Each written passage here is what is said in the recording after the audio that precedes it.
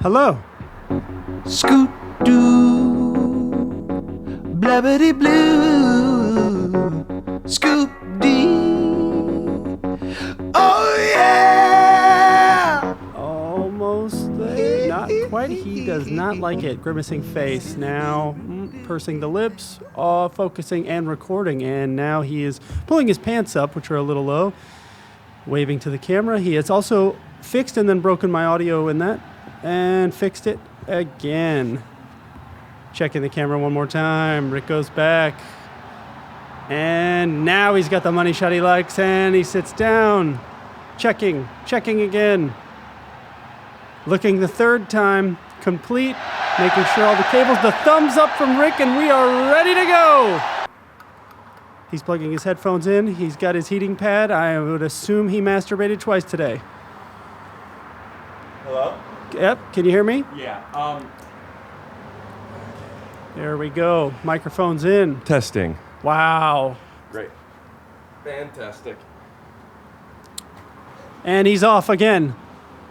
What is it now? What is it? Show notes. There he goes. He's got notes, piece of paper, pen, and looks like a nude portrait of me that he drew.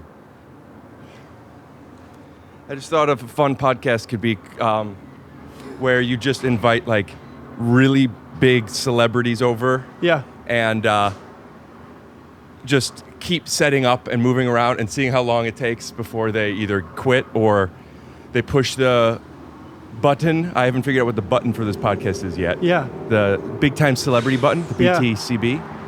Huh. That's probably true. Yeah. Let me turn yours.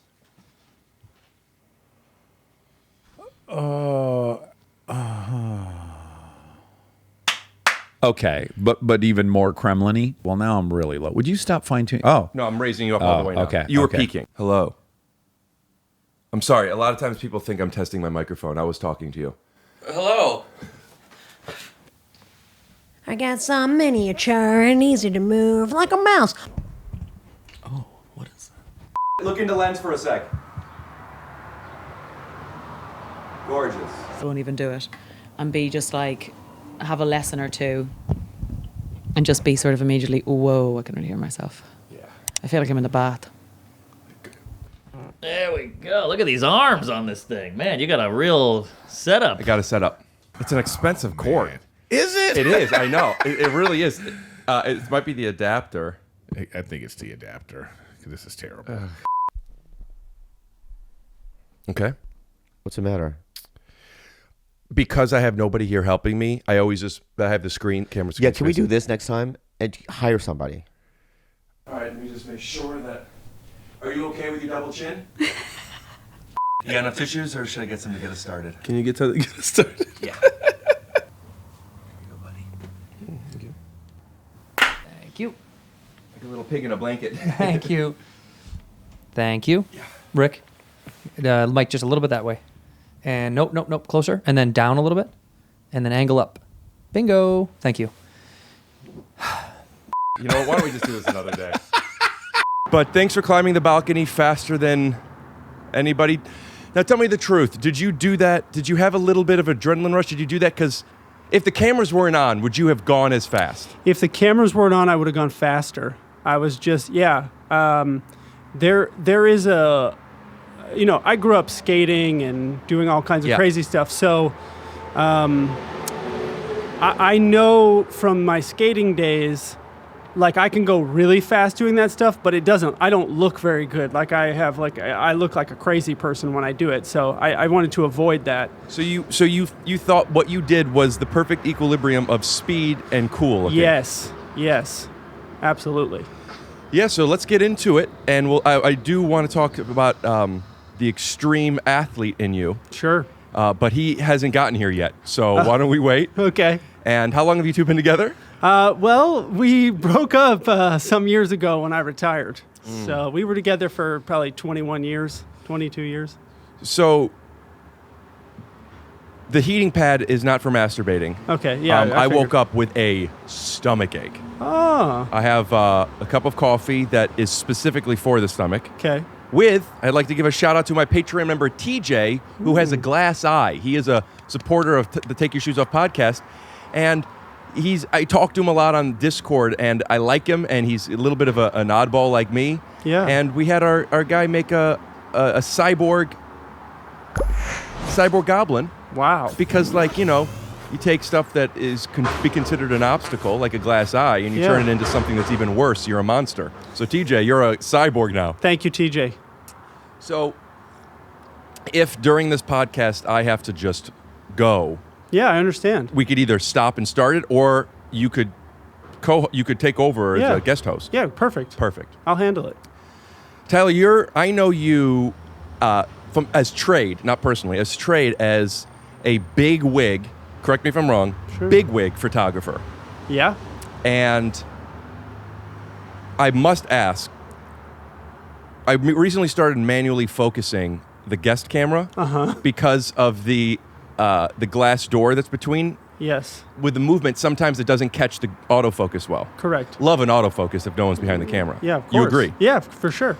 So I do something that I started doing when I first moved here, 12 plus years ago when I was filming sketches. I would always have the person stand in, and to make sure I focused it right, I would zoom in as close as I could to their eyeball. Yeah. And have them look to camera. Is that silly? Could I just do their nose? So that all comes down to aperture. So if you're at a low aperture, you want to go on their eye. Like if you're at like a 1.4 or 1.2, you want to do the eye because the nose will be soft focus.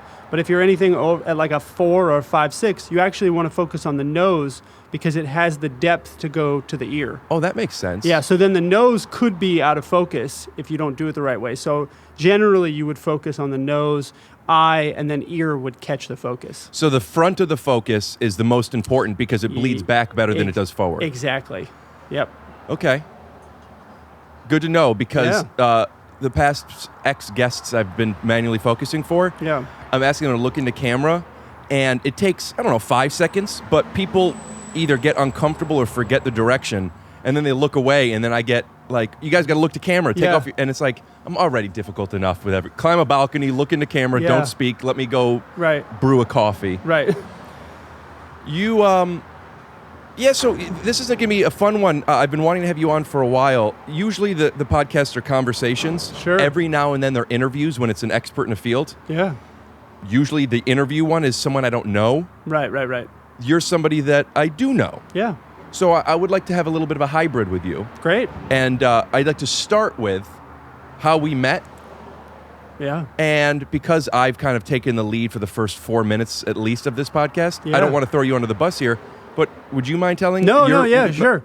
So for many years, I was a part of a big game of Mafia. Is that correct? Yeah. How would you explain Mafia quickly to people that don't know what it is? Okay, so Mafia is a game created by the KGB designed to teach people how to detect lying and how to lie. And really? Yeah, that's how Mafia started. So it's a social experiment that the KGB created. And essentially, the Los Angeles version of Mafia is a bunch of actors getting together and seeing who can out-yell or dupe everyone in the room. And so for a couple years, I was a part of one of the, in my opinion, biggest and coolest Mafia games I'd ever seen in my life. And every Friday, we would play for anywhere between 4 to 8 hours. And so this was at Kyle Newman and Jamie King's house. Then it evolved to Dane Cook's house.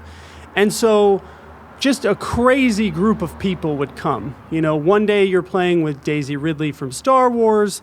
The next day you're playing with Rick Glassman. And From Undateable and the sixth lead. Thank you. Follow on Patreon, Instagram, Twitter, MySpace, and Friendster. So, you know, you don't know who anybody is when you're playing. It's not like they come in and it's like, oh, this is Rick Glassman or this is this person from this. Yeah, it's also the size is sometimes it's 30 people. I mean, you literally, you don't even say nice to meet you. You're just sitting around a big couch. You're just sat down, and most of the time I would be the mayor, so I would be the one that would usher, people The mayor's like in. the host of the game, yeah. Yes. And so the first time I met Rick, I was the mayor. He comes in, and he's like, what what are we doing? Where do I sit? You know, because he's neurotic and You can say Jewish on this. Okay, he's Jewish, yeah. And I brought my own heating pad. yeah. He brought his own heating pad to Mafia. And so you know, I really encourage people in Mafia to be crazy. For me, I think it's like you just let it all out. And I didn't have to encourage Rick to do that. Within Rick's first game, I think maybe your first game you learned a bit of the lay of the land, and then the second game he just went absolutely nuts. And I think you won your second ever game. If I remember correctly. And so I remember, though, watching, because, you know, I've watched every kind of actor play, and some people can lie and some people can't. And Rick's shtick, and correct me if I'm wrong You can say here. Jewish. Okay, Rick's Jewish thing was, I can't lie, and I won't lie. And so he would just be like, he just stuck to that. So in one game, he was like, I'm Mafia, you guys should kill me. But no one believed him. No, do you remember this? I don't, no. Okay, so he's like, I'm Mafia, I'm a bad person, you guys should kill me, and then no one would kill him, and then he ended up winning the game, and then he was like, I told you guys, I'll never lie. And he stuck to that for years. I remember the one move I do remember I did and won from this was somebody called me out for whatever. I don't remember what it was, but I know their logic was flawed. It was correct. The answer was correct. I was Mafia. Yeah. But the logic was flawed. Yeah. And I had a great defense to beat that logic. Yeah. So I leaned into that, and then I said, I've never lied to anybody here. Yeah. I will pull down my pants and show my dick. And by the way, this was a different time. Yes, This was- absolutely. And we were amongst friends. And also, again, just to clarify, you could say anything in this game. There was nothing off limits. Yeah, some people were like, I mean, it got really intense. It did. It was part of the fun. Yes. But I remember they were about to vote, and I said, hold on, and everyone was going to vote me out. I said, I don't remember what it was. It was show my dick, and give. I pulled out $100 or something. Give Yes. Whoever, and they like, okay, he's okay. If he's willing to go that Yeah, far. and then they didn't. And I remember thinking, because I never lied, I put myself in a situation where I didn't feel like I was going to really show my penis. I know I didn't want to. Yeah. And I was really glad I won that one. You did. But that game is fun, man. Oh, it's amazing. And again, it's like I've made some of my best friends through that game. I think there's the KGB, I think maybe had it right on that one, because it's the best bonding experience. I mean, we became friends through Mafia. I mean, so many people from Mafia. It's like when you sit in a room full of people and you kill each other hundreds, if not thousands of times, I think you just develop a different type of friendship. And there's an intensity that's expected. Yes. Which is I've talked about ad nauseum on this podcast. But like when you're not on the same frequency as somebody, the intense person could be a bit much and annoying. Yeah. And I'm sure I still am in that game. But when it's at least expected and other people are that way, it lets you. We're still being ourselves. We're playing a character, but we're Yes. playing the character that we choose and Yes. feel safe in. And there's a very interesting dynamic where everybody is their worst self in the best way. Yeah. And yeah, you do, because I didn't know you obviously at first, and you wear sunglasses and you're standing in the middle of the room and telling everyone to shut up because you're in charge. Yeah. And there was an intensity about you that, for better or worse, I didn't know. Yeah. And the characters of us were combative. Yes. I was playing. Me too. I didn't know. Yeah, I mean, I didn't of even course. think about it. Yeah, It doesn't yeah, matter. We're yeah, in a game. Yeah. And I didn't have a conversation with you for, I don't know how long, but at least a month or two. And we were once a week playing this game. Yeah. And then to see that, you were a joke. You're just a guy that likes photographs and skateboards and doing, whatever. Yeah. But you were this very intense guy. Oh, yeah. And that, through you, it was the realization that, other people are probably, Wow. you know what I mean? Because Yeah. there were some people that, Yeah. But people were playing, and that was the thing too. I would go off on Rick. I would go off on you so hard, like he would just he would take over the whole town, and the mafia is called the town. He would take over, And then it was my job to reel it all in. So I would just go off on Rick, and then he would go back on me, and we would go back and forth on each other. And I think you're right. I think, a normal person would immediately think I hated them, or Typical person. Typical person would be like, wow, this guy hates me, blah, blah, blah. But then as soon as the game was done, it was like, oh, let's have pizza. When you're playing basketball with someone and you guys are getting aggressive in the paint and pushing each other and fighting and stuff, that's like, look what we just went to war together. Yes, that's mafia. And it feels that way. Yes. But maybe we'll get more into it. You're here, and there's so many things and interesting things about you I want to get into. Yeah. I do like to acknowledge to the people listening, how do we know each other? And we met each other as characters while being so free. Yes. And then you live, a couple blocks away. You walked here, I assume. I just moved. In nearby still? Nope. So I moved up over Franklin Village area. You happy? Oh yeah. Why'd you move? This house came up. It's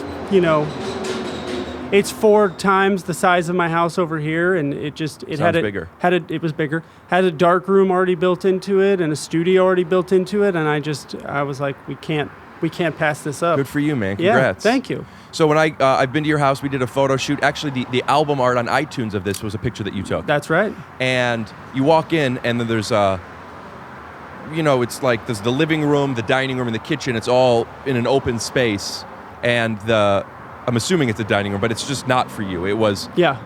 I mean, if you would mind, if you have a picture of your setup, I'd love to put it up on the YouTube thing. But the amount of cameras you have is the coolest thing. And you could tell, I don't know what any of them are, but you could tell, this one's a couple grand, this one's a collector's piece. You have all these things. And I think you could benefit from a bigger space. Oh, yes. We were completely running out of space. You say we. Who's we? Me and my girlfriend. It's so funny because at the new house, she has a whole room that's just a closet. And I was like, how did you fit all of this into it? I don't even know how it's possible. It was like she created Narnia in our house. And then just the cameras alone. I mean, my entire kitchen was covered in cameras and the entire film. countertop. Yes. Countertops. Tops, yes. Something I thought was interesting that you told me was all of these cameras, some of them are very, very old. Yep. Like the film. What you had one that the film was super expensive, right? Yeah. So there's an 8x10 camera that I use, which I'll send you a picture of. But it's a big printer paper almost. Big old camera. Yep. And I think that one, every time I press the button, is $100. Crazy. Yeah. Not even to get the final image, but just the film, I think, is probably 40 or 50 a sheet, and then you have to develop it. So there's 4 or 5, 40, 50. Wait, 40, 50 a sheet? How's that possible? If one picture is $100, how could it? Oh, you have to develop it, then you have to proof it, and then you have to scan it. So it's it turns out to be about $100 per picture. And you have some old cameras, but none of them are. You use all of them, right? Yes. You don't have anything that is just like. No, so I have a couple really old Leicas that were given to me as gifts that I don't really use anymore because they're literally probably 1920, 1930. So I don't use those anymore. I have used them, but now my main old cameras is my Hasselblad is probably 40 years old. My 8x10 is probably 50 years old, and then I have a Rolleiflex that's 64 years old, and it's only been serviced once, and it still works. What makes you as the artist, not for composition, not for tone or anything, but I guess it would include tone, but just when you have somebody, especially when it's at your place or somewhere where you have all the cameras around you, what makes you decide this versus this? So each person has, for instance with you, I shot you on a Hasselblad and an RZ67. Which was the one with the picture that we used? Do you remember? That was the Hasselblad. Yeah, so that's the square one. So the Hasselblad has a way that it captures certain skin, a way that it captures certain texture, and it's very different from the RZ. What does that mean? Yeah. So for instance, if I took a picture of you on a digital camera, right, it's gonna take an hour of color correcting. It's gonna take a lot of time to get it to look right because digital is trying to guess what it thinks your skin tone is. So I have a very basic understanding of photography, but with digital, when you have a nice digital camera, Yeah. you're given a lot of data that lets you manipulate and play with these things. Correct. So you have the option of finalizing a look, but you have to basically build it out of this clay. Right? Exactly. It's flat, it's raw, and that's just the way it's designed. And when you have certain filters, those are basically just like cookie cutters of Yes. of all the different versions of data that then say this is going to emulate a certain look, a certain camera or something. Exactly. Okay. And so with film, it's like I can put in a certain film stock, and it is going to give me the exact look that I know it gave me 10 years ago. How is that different than a digital camera with a filter? So the filters will never be identical because it's a flat, raw image. So let's say that I've moved the light 2 inches to the left, right? With a digital camera, it's going to capture a little bit of different information. Or if the sun is coming in through the kitchen, it's going to pick up the light differently. Like you would literally have to close every window, block everything, put a light there, and never move it to get the same result with a digital camera. But with a film camera, no matter what, it always is going to come out. Yep. Why? By accident? No. It's just the emulsion of the film never changes. What does the emulsion mean? So emulsion is basically like, like emulsifying, like connecting things. Yes. So basically, there's a layer of film that sits on the emulsion, and when that emulsion is processed, it's processed exactly the same way. So you could capture a photo 100 years ago and today, and it'll look identical. Is there something to this? What's the word I'm looking for? Extremist, I guess, is maybe a negative term, but extremist, like this, the top 0.1% of people who their craft, they look into it like this. That, like, there are filmmakers that say, "I'll only shoot on film." Yeah. And I do watch film, and it's like, yeah, that has a very cool, but really, I personally don't notice that much of a difference. Sure. Do you think? I can tell you exactly Go why. ahead. So the biggest reason why, and I'll shoot my next movie on film. The biggest reason why people like to shoot on film isn't for you, it's for them. So Isn't for me the audience? No, it's for them. It's for the process. So, like for instance, when I was shooting you, I bring out the camera and you're like, "What is that?"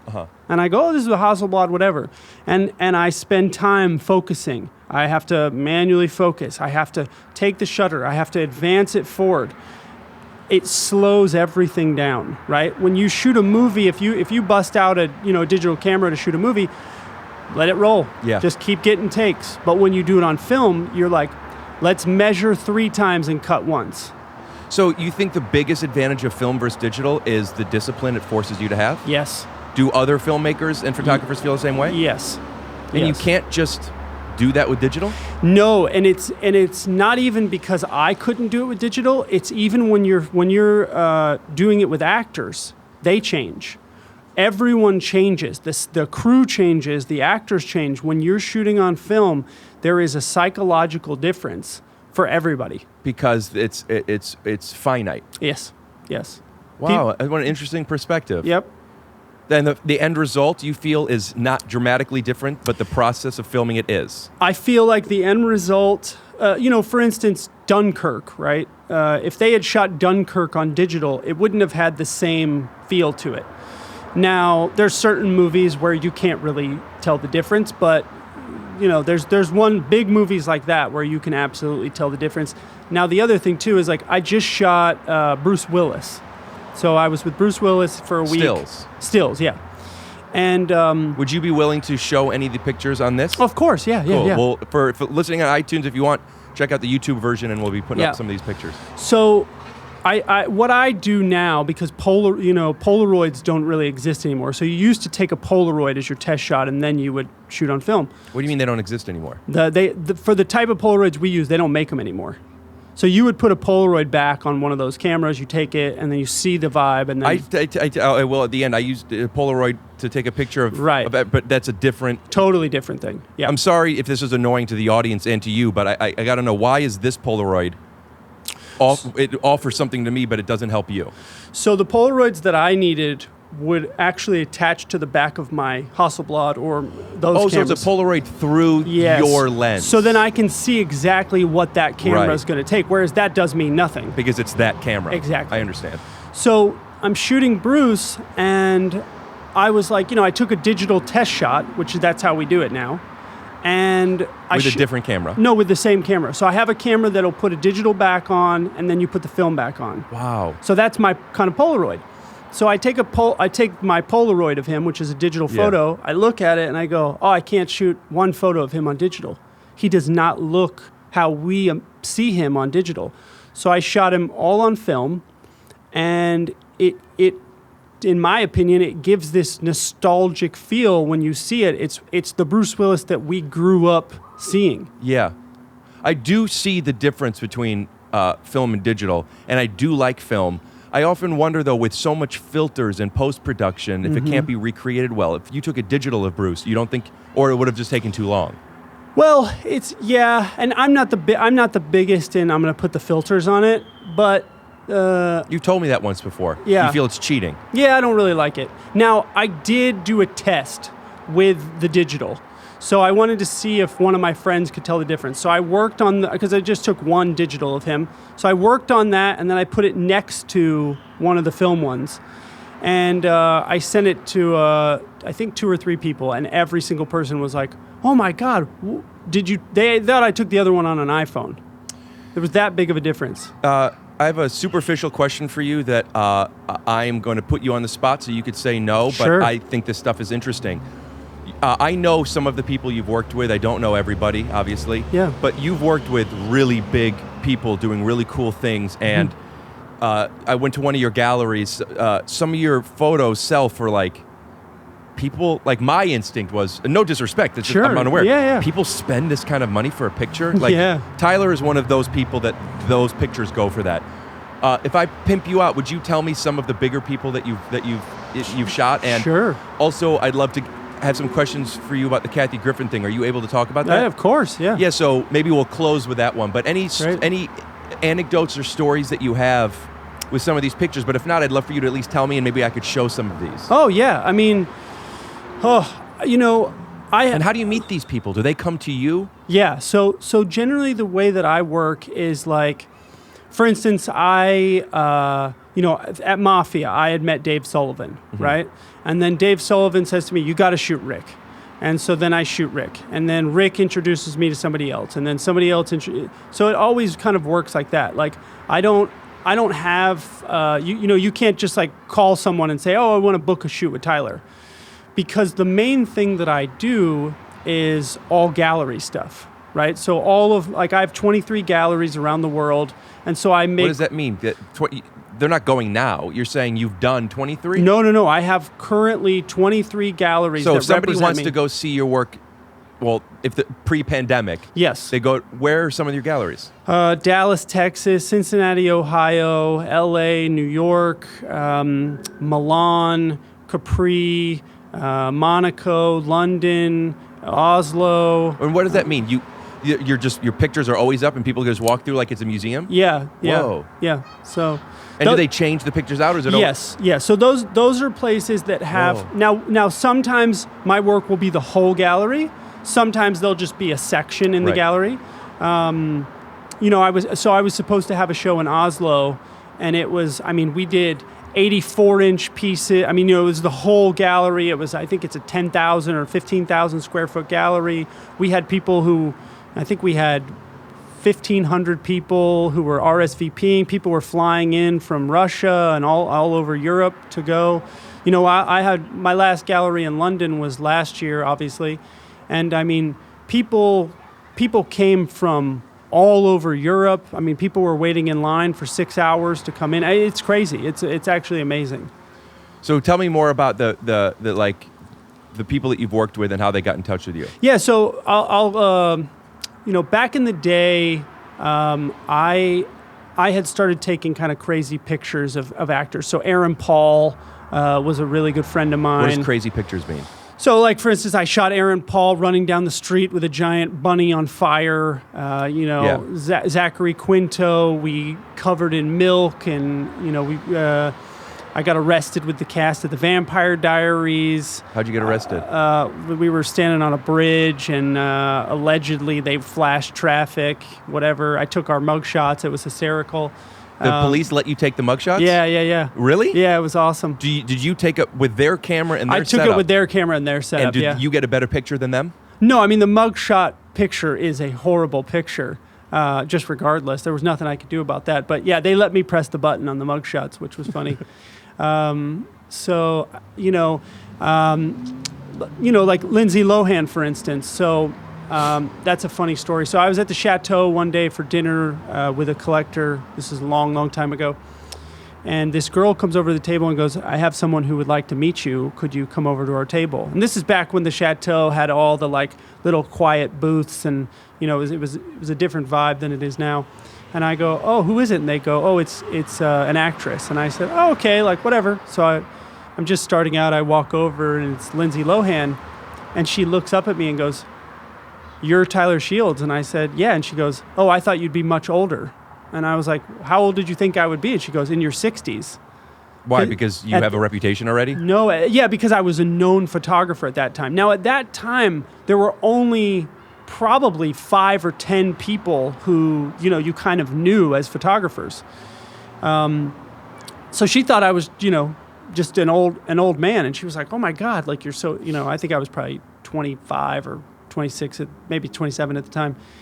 And so she was like, we should shoot. And I said, okay, cool, come over to my house. And the next day she was at my house. And then I shot her, and then, it was always this weird organic snowballing. Was that a defining moment for you as like, oh, I have a reputation, or did that happen before? Do you remember when that happened for you from your perspective? I think there was a time when I had shot Quinto, and I had walked out of a restaurant, and people were taking pictures. And, this was in the paparazzi era. And, it's never happened. Paparazzi era, it still happens. Yeah, but, I mean, this is when there would be, 100 of them outside of a restaurant. Okay. Now there's maybe 1 or 2. So I turned around to look and see who they were taking a picture of, and they were like, Tyler. And I was like, there's a guy named Tyler they're taking a picture of. And they were taking a picture of me, and I was and just like... how old are you? Probably 26, somewhere in there, 27. And I was like, oh, that was different. How did that feel? From my skating days, like I hosted TV shows for ESPN. You were a skateboarder and was it rollerblader. Rollerblader. Yeah. Was it X Games? Yes. So you're competing. Yes, I competed and I hosted a couple TV shows and stuff like that. So I'd already been a little bit familiar with that world, but then this was a whole other thing. And then when I did the Lohan thing, a week later, I had my first big art gallery in LA, and there were 4,000 people in line. Coincidentally, or coincidentally. And CNN was there, MSNBC. I mean, there was like TV cameras in there, and like the line was like down the block, and I was like, oh, okay, this is now on a whole other level. So there's a lot of different feelings, I would imagine, and I've felt small versions of some of them, of making it to the next level in your craft. Yeah. And I'm curious about the feeling. What I mean by that is like, there's a pride in your validation from your peers or fans. There's a pride in being able to make a living at this. Mm-hmm. There's a safety in knowing that like, oh, I'm on a track of some kind. Does that make sense? Absolutely. What is you have this gallery now? Famous people are asking for you to do your art. Yeah. And so many people are coming to it. Is it in the moment like I've done it? Or does it come after? Does that make sense? And yeah. What is that feeling? It's weird because I remember, it was a weird story, but I had been friends with Robin Williams. So I had met Robin Williams.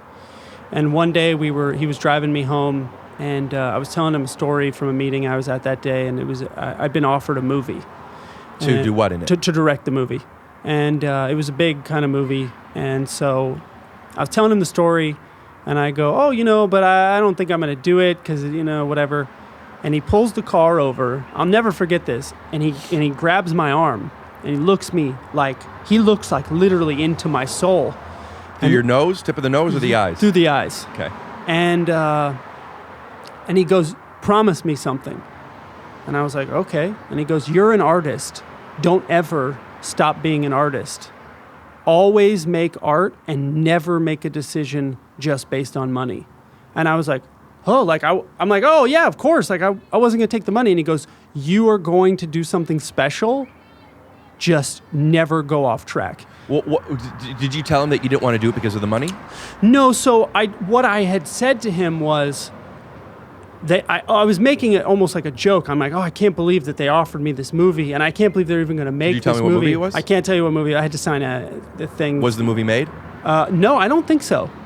I said, oh, you know, it's crazy they're going to make this movie, and I can't believe they offered me so much money to do it. You'd be Tell me how much they offered you. So I think I probably would have made like $1 or $2 million to do it. Had you had that made money like that before? I had made, this is a weird story, but I had basically made a company some years before that I sold for $1 million. What kind of company? So it was Stamps. Yeah, it was stamps. It was the Post-it note.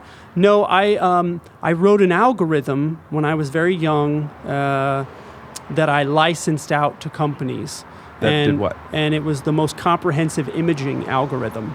So I did this thing, I wrote it, and it just worked. I can't really say everything it did, but it was very useful to a lot of companies. And so I just, all of a sudden I went from having like $5,000 to, now I have $1 million. This is before you're a famous photographer? Yes, this was before. Okay. Yeah. So I'm sorry, let's go with the Robin Williams director story. So you're going to make some money, but you tell him, I don't know if I want to do it because... No, I said, I don't know. I said, I can't do a movie like this, but you know, you'd have to be crazy to turn down that kind of money. Why can't you do a movie like this? You felt you weren't able to yet? Yeah, for me, I always wanted to do things the right way, as opposed to, you know, I was given a lot of opportunities when I started out that I didn't take. And if I had taken them, it would have ruined a lot of things for me, you know, for the rest of my life. Because you're showing something that you're not technically ready for yet? Yes. I think so much now people are like, well, like every photographer, not every, but a lot of photographers that I talk to, the first thing they want to do is they're like, I want to have a book and I want to have a gallery. And they have not produced the work to do those things. Advice that is commonly given, I've given it, I've heard it, in stand-up is when you're first starting out, don't go to any of the major clubs yet. Because as good as you think you are, you're not, and especially relatively where you'll be, at least after you've been doing it for 5 years. Yes. And you don't want clubs to see you too soon. Is that a similar analogy? Exactly. So, you know, here I am. There's a $30 million movie. I'm a kid. I just don't want to deal with a giant studio that I know is going to take the control of it. I want to be better as an artist. I want to be better as a person. I want to have more of an understanding of storytelling. Isn't there something to diving in, though, where it's like how much you could learn and accomplish and do from something like that? And I think it's great if you learn that on a $3 million movie, right, but not a $30 million And you were given this opportunity to do a bigger one. Why? Because of your reputation as a rollerblader? No. At that time, during the Robin era, I was already a big photographer. So he knew me as a photographer. How old are you then? Probably 27, 28, something So this like is that. after the gallery and people know who you are and they think you're 60. Gotcha. Exactly, yes. So he does great stills. We would love to see him do a movie, and you're thinking, I can do great stills. I don't have enough experience as a video director yet, so that's why. Yep. And Robin says, explain that to me, his advice and what that... his advice to me was, if you do it right, then you can do it forever and don't rush it. And he was absolutely right, because it's like, I now, like, I've written movies. I wrote one that was on the Blacklist, and So explain the Blacklist to people. The Blacklist is, they say, the list of the best screenplays that are unmade, so that have not been produced yet. So Moonlight was on the Blacklist. Manchester by the Sea was on the Blacklist. And it's not as underground as it sounds. It actually is a defined list. Yes. You could look up this year's. Yes. These are the best movies, or the movies they're most interesting that we decided still we don't want to make. Exactly. And why don't they want to make them? I find that most of the movies on the Blacklist are movies that are scary to financiers. So, for instance, if you walk into a financier and say, okay, we have, a death clown that flies in on a balloon, comes down and kills all the people in the city, and then there's one man that kills the clown, they'll be like, great, we'll give you $10 million. If you go in and you're like, this is the most heart-wrenching, insane story, and it's, more of an Oscar movie, they're like, yeah, we're not interested. Right. So. Okay. So you've been on the blacklist. You Yep. are in the entertainment business. Yep. I'm sorry if I got things off track with my No, questions. please, yeah. And so it was, then I had hit this point where, I've got all these actors around, I'm shooting all this crazy stuff, and I just have this feeling like, okay, I need to transition kind of out of the actor thing, and I need to transition more into the galleries, more into the fine art world. Because that's where the money is? Well, not only is that where the money is, actually, I think back then people would argue that wasn't where the money was, but I just saw that as cameras were starting to become available, so many more people were going to become photographers. So many more people were going to be shooting stuff. And then I remember when the iPhone came out, I was like, okay, we've got about 3 years before all of these celebrities will just be taking pictures of themselves and they will not need a photographer. And it took probably 4 or 5 years, but then, 5 years later, it was like... Because the standard deviation between what makes you special and an amateur is it's shrunk because the technology is so impressive. Yeah, absolutely. Now, it's like I'll do a shoot with somebody who... they only know iPhone, like they've only ever shot themselves, and then they see the photos and they're like, how did you do, you know what I mean? How did you do this? Like they don't even understand it.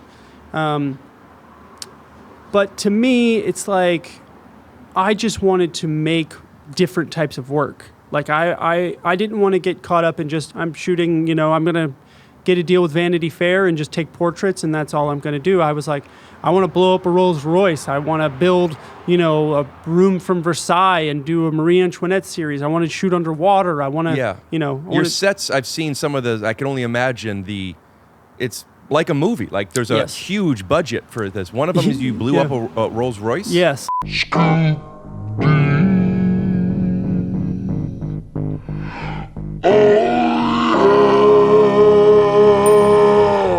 And is there a motif to that? Was it just like you had a dream and you're like, let's do it? Yeah, so I was working on a series called Indulgence, and I had gotten, a collector of mine had given me a Birkin bag. Now, if you don't know what a Birkin bag is, it's a $100,000 purse, right? So they gave me the Birkin bag as a commission, and they said, I want you to do a photograph with the bag, and then they would basically buy a print of it. But was the understanding that it's your bag to keep? Yes. So what I did was, the first picture was, I said, let's chainsaw it. So we chainsawed it. Which means one take. Exactly. But you're shooting in still. Uh-huh. So not only do you have to have everything set up right, you also have to push the button at the right time. Correct. So we do the first shot, we chainsaw it, and we're all sitting there because we chainsawed the bag and it just was still standing up. And we were like... Fucking Birkin, man. We were like, Jesus Christ, like this thing's, wow, it's well made. So I looked at my assistant, who was like my childhood best friend, and I go, do we have any gasoline? And he goes, yeah. I go, let's set it on fire. Because, the chainsaw didn't work. So just logically in my mind, I was like... And you got one shot with the chainsaw, or do you... No, I took probably with the chainsaw, I think it was 3 photos. Do you do a practice? Before the chainsaw, we do a test shot.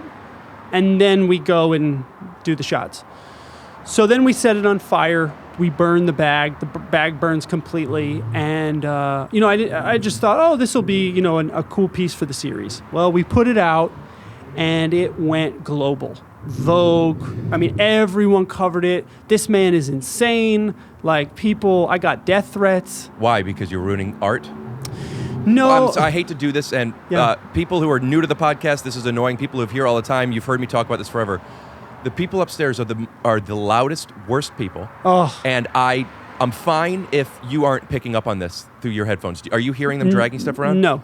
All right, it's distracting me a little bit. Sorry. Yeah.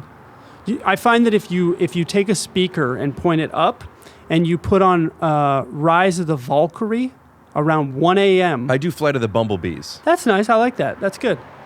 Okay, yeah. so I'm sorry No. for the interruption. I'm just distracted, and I want to be here with you. Yeah. And even just acknowledging it makes it easier for me. Okay, good.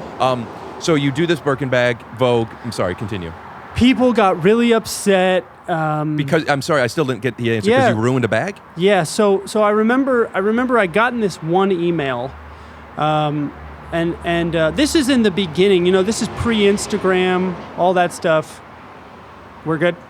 This is pre-Instagram and all that stuff, and so I got this one email from this guy, and can you fix me here? Yeah, thank you. So I get this email from this guy who's like, can I cuss on this? Yeah. Shit. And if I ever see you, I'll kill you. And at the bottom of it, he put his name. Corona. He put his name, thank you, and the city that he lived in. So I found him. There was. Wait, he said Bill Johnson. Yes, it was Virginia. He was in Virginia. And it's Bill Johnson. Bill Johnson, yeah, good call. So I Googled Bill Johnson in Virginia, and I found two of them. One of them was like a dentist who was in his 60s, and the other was like, a 20-something-year-old kid. Had to have been the second one. Exactly. So I call, there was a number, and like the Yellow Pages style. I call the number, and this woman answers. I go, "Oh, ma'am, is your husband there?" She goes, "Oh, no, my husband's out." I said, "Is your husband's name Bill Johnson?" And she said, "No, that's my son." And I said, "Okay." And there are some things in the email that I left out because you can't say them. Because they're homophobic? No, he called me. Well, yeah, actually, yeah. He called me the F word, the N word, et cetera. Right. You can't hear them? No. Okay. So I read the email to his mother, and you said your son sent me this. I said, "I would like to read this to you. Your son sent me this email, and I'm going to read it to you word for word, and I'm happy to forward it to you. Dear you, blah, blah, blah, whatever. And all I heard was the phone drop and shake. I was, Bill! And I was like, whoa! So I hung up the phone. And since then, that was the one and only time I ever read like a hate mail or ever did anything with it. I never did ever again after that. But you get them? I have, yeah. I assume I don't read them. But that was I was like, I just batted 1,000, so I'm just gonna leave it. I George Costanza'd it. You record and shoot a lot of celebrities. What is the practice that is in your best interest and why, as far as getting them to sign releases and owning rights? I know that was an issue with you in the Donald Trump Kathy Griffin photo. Yeah. So here's the thing about that. If you're a photographer and you take a picture, you own the photograph. What if I take a picture? So if I take a picture even without the person's consent? Yes. There are multiple cases. There was one that went to the Supreme Court where a street photographer had taken a picture of a Hasidic Jewish man walking down the street, and he sold the prints for, I think it was like $10,000 a print, and the man found out about this and sued him. It went all the way to the Supreme Court. The man lost and had to pay the photographer's legal fees. And basically now the precedent is set that I own what I take a picture of, yes, unless a contract is exactly. So by default, you probably don't bring up anything. Right. If they ask, then you negotiate and you figure out. Exactly. But otherwise, you'd rather own the rights, and if they want to use it for reasons that are fine to you, so be it. Yes.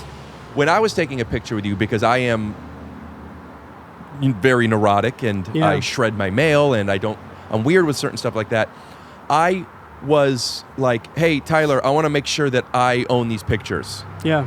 And I didn't know why. There's nothing I wanted to do with it. I just had never worked with anybody like this before. And everything about it was the same as it was when I messaged you about coming over and if you're willing to climb the balcony, if not, make sure you have socks and use the bathroom before you get here. You're just like, yeah, whatever. Yeah.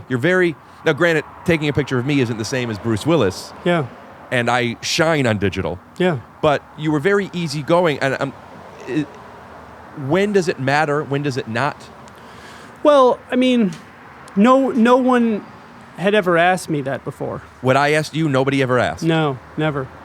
What did So, you feel when I asked you? What did you think about it? I just thought he doesn't know how this works. Correct. Yeah, he it's not a malicious thing. He just doesn't know how this works. And I already knew that you were neurotic. Yeah. I know that you're Jewish. I have a sensitivity I've learned recently to being taken advantage of. Yeah. Before I even know how you can take advantage of me. Yeah. I just want to make sure I have my leverage. Whereas a lot of people would take that as an offense, right? I don't think it has anything to do with me or you not trusting me. I think it just has to do with yourself. And so... It made me very comfortable with you. Yeah, great. I love that. So, it's like now at the end of the day, it's not like we were taking, nudes of you. It's like you're in a suit, you look great. I'm like, he's going to be happy with the pictures. There's no problem. And one day I'll put one of those pictures in a book and, you'll probably be next to Bruce Willis. And I felt that go both ways. Like before I made it as my album art, I still asked you if I could do it. Mm-hmm. I just wanted to make sure, because I don't know how it works. Yeah, exactly.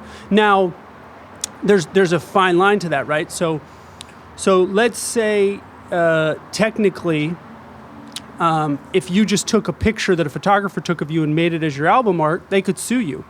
There's like Gigi Hadid has been sued for posting. But what if they got the permission beforehand, like I did? If they get the permission, totally fine. It's when people don't get the permission. So that I didn't even know what could come up, but that's why beforehand I wanted to say to you, if I want to use this or if you want to use this, I want to make sure I'm... Now, what was funny, though, is when you said that, some people are very precious. Like, when they take a picture, they're like, it goes nowhere without my say.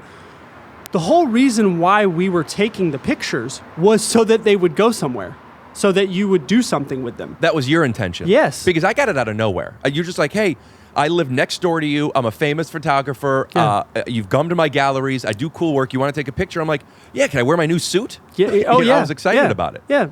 Cryptocurrency suit. So Tyler and I are big into crypto and talk about it from ups and the downs. It's our 2 a.m. You see this? That was a moment where I was in London and my crypto portfolio was right when the layman's were introduced to crypto and everyone was buying Bitcoin, and I had been in it for about a year at that point. So they were unrealized gains. I hadn't sold anything, but I'm rich, and I'm in London. I buy $1,000 suit. I wear anything but sweatpants. Yeah. And then everything went down before I sold it. But anyway, that's why it's called the crypto suit. It was beautiful. So, that's part of how my career ended up being where it was. When I was starting out, I would photograph these actors and I would want it shared everywhere. Right. So it was like, there wasn't social media, but I would be like, let's share this. Magazine wants to run it, let them run it. People, Perez Hilton wants to post it, So it's for go. exposure, not money. Yeah.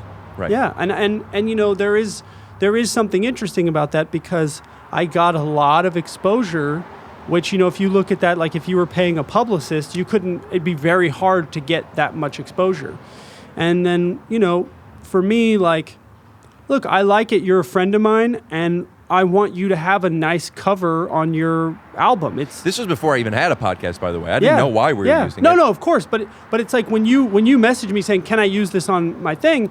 It's like, of course. Like, I would be honored to have that, like that. What were you saying about Gigi Hadid? There was an issue with it. Oh, yeah. So, there have been a few celebrities that have been sued because they post a paparazzi picture that someone has taken of them. And the proper outlet is to contact that photographer and buy the rights to it. That's how people, that's what they want now. So, it's weird. There are people on both sides of that argument, because it's like, obviously, this is a picture of me that you're taking and selling, and I'm putting it on my Instagram.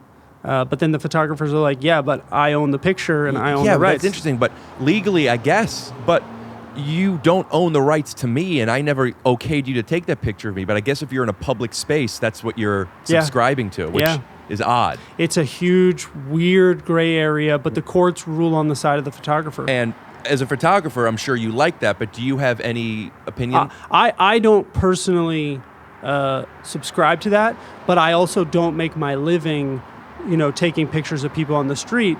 So... I think that I can't even really comment on it because my opinion is so skewed. Like, to me, I'm like, oh yeah, Rick, post all these photos. Like, I want people to Right. post stuff. So I'm on the complete other side of that spectrum. So Kathy Griffin does an eccentric photo shoot with you with Donald Trump. This was right when he was elected, right? Yeah. So this is 2017? Yep. And this is something that was like, I remember you told me you were getting like investigated by the government on Yes, this. And it was yes. a big thing because it was taken as a death threat, I guess. Correct. Yeah. How does that set up? Whose idea was it? And will Yeah. you explain the drama to people who... Oh, yeah. So I have known Kathy for many years. I photographed her a couple of times. She was at one of my galleries that you were at. And What's the name of that book for the gallery I went to? Provocateur. Provocateur. Yep. And that's not the same as the chainsaw for the Birkenbag. And A different book, yeah. and I want to, I think I'll remember, but at some point I want to go back to this Rolls Royce thing too. But let's talk yeah. about the Kathy Griffin. So Kathy comes to the gallery. Kathy's been a huge supporter of mine. Like, I took this one photograph of a black man in a swamp hanging a KKK member. And this was, probably 5 or 6 years ago. She posted it. I mean, this is way before all the Black Lives Matter movement, this is, years and years ago. Do you still get in trouble for stuff like that? Like, because a lot of your pictures are so controversial. Do you like that? No, I mean, people just kind of leave me alone now. Yeah? I've done it so many times. People are just like, oh, well. Right. At least so I thought until the Kathy Griffin thing happened. Then that was a whole other... So you never worry at this point. You've done it enough. Yeah. And you're like, yeah, whatever I want. It's art. Everyone understands me. Yeah. I don't think everyone understands me, but I think that people are just like, he's crazy. He's going to do crazy stuff and, leave him alone. South Park, I think, is a good analogy for that. That's great. That's a great example. So I go to shoot Kathy. We do all this stuff kind of out by her pool. Like I just taking really weird kind of cool pictures of her, making her look like she's like a glam, like supermodel, which I thought was funny. So you bring makeup? We had a whole thing. Hair, makeup, the whole deal. She's in latex, whatever. So we kind of finished doing that shoot, and she says, before you go, would you like to do anything political? I'd love to do something political. And, I don't do a lot of political stuff. I just know kind of how to execute a photograph. So I said, what do you have in mind? She said, oh, I don't know. Like, we could do a play on the Cheetos. And I'm like, what is that? Like, I don't really follow politics. So I was like, oh, what does that mean? She goes, oh, Trump's hair is like Cheetos or something like that. So I said, there's nothing really there. And she said, oh, we have this Trump mask. I said, oh, okay, can I see it? And I was like, do you have a blue suit? Because this was all unplanned. And so I said, this doesn't really work. We'd have to kind of cover it in blood. She goes, oh, well, we have the fake blood. I said, oh, okay, let me see it. So I take the mask. The hairdresser puts, a wig on it because Kathy has red hair. If she didn't have red hair, this photo never happens. So we kind of, There's no wig already on the mask? No. It's kind of like a bald one that you have to put a thing on. But it is of Trump. It looks like Trump. Yeah. So we put it on, we do it, and I said, we'll do it biblical. You'll hold the thing, and we'll do it like that. She goes, okay, great. So we go to do the first picture, and she goes, she does a big smile. I look, I said, no smile, just straight faced. She goes, okay, straight faced. I take 1, 2, 3 pictures. My roll of film is done. I'm out of film for the day. I say, that's it, I got it. Go home, go to the lab, develop the film. It's the last 3 pictures on the roll of film. I say, oh, that's the one right there. Which one was it? 1, 2, or 3? 1. They scan it for me. 1 was her smiling, though. No. I didn't take the smiling picture. I went to, she does it. I don't take it. She loses the smile. Then I take the picture. Again, that's part of shooting on film. If I was shooting on digital, I would have just taken and, whatever. Which you don't, that you don't want that. So I take. Great example there. Thank you. So, because I know I only have 3 shots left. Yeah. So I'm very careful with it. So I take them, pick the one, they scan it, they send it to me. I send it to Kathy. She's like, oh my God, I love this. This is awesome. Let's. Are we allowed to show this picture? Yeah, of course. She says, great, let's put it out ASAP. I say, okay. Now, here's a part of the story that no one really knows. I had scheduled the photos to come out through a publication, right? Now, I can't say what publication because I don't want to get anybody fired or anything like that, but I'd scheduled them to come out through a publication. What does that mean to a public, like a magazine? Yes. So a nice, kind of cool, highbrow magazine. And was you gonna could just post say, them. hey, I have a cool picture to this thing. And they're like, great, Yeah. we'll put it in the next issue? Just like that? Not in the next issue. This was online. So this is like, we're going to put it on the site. So it's gonna like press. Exactly. We're going to be top of the site tomorrow, 8 a.m. It's going to go live. I say, great. So I go on my website, I schedule a post, and I schedule it for 8:15 Schedule a post. on my own website. So it's going to go live on theirs at 8, and then I gave them the exclusive. So at 8:15, what happened? The post is saying, go head over there? No. Just so that when people went to my site, the stuff was already on my Gotcha. site. But I gave them a little bit of a window. So that night, I'm shooting until like 5 a.m., maybe finish around 6 or 7 a.m. So I go to sleep at like 7:30. Post goes live. I wake up at maybe like 9:30 a.m. because, I only sleep for a couple hours. And I've got a flood of emails, and it's on TMZ. So what happened was the person who was supposed to do the post on the other website got on a plane, lost service, and was never able to post it.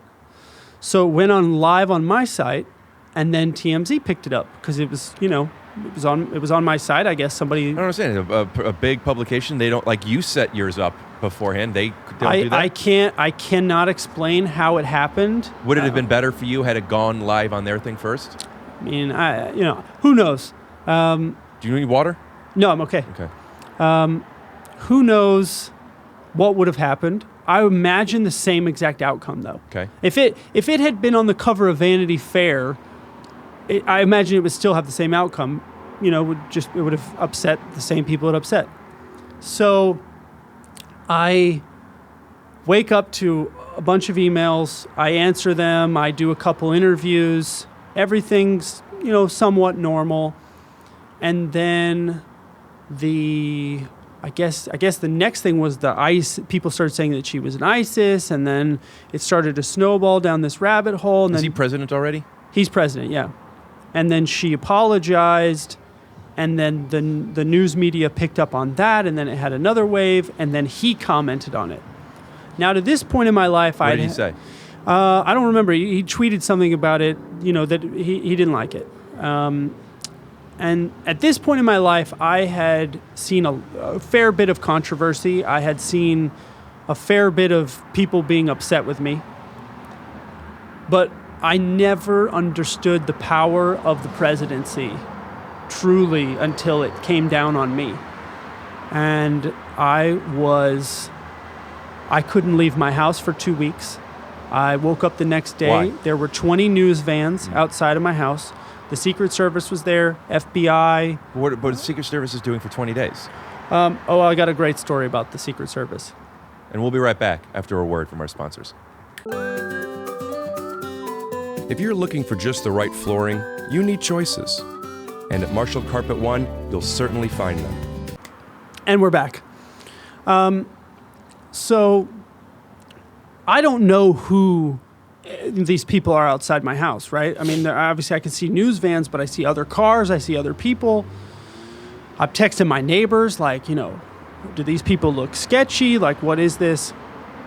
And the news vans slowly start to leave. Like, they're there for 2 or 3 days. What are they doing? Are they knocking on your door? Oh, my God. Just banging on the door. And you're doing all what day. my upstairs neighbors do and just pretend you're not there Correct, yes. and make noise on your own? So here's what I did. I left the lights and the TV on 24 hours a day downstairs.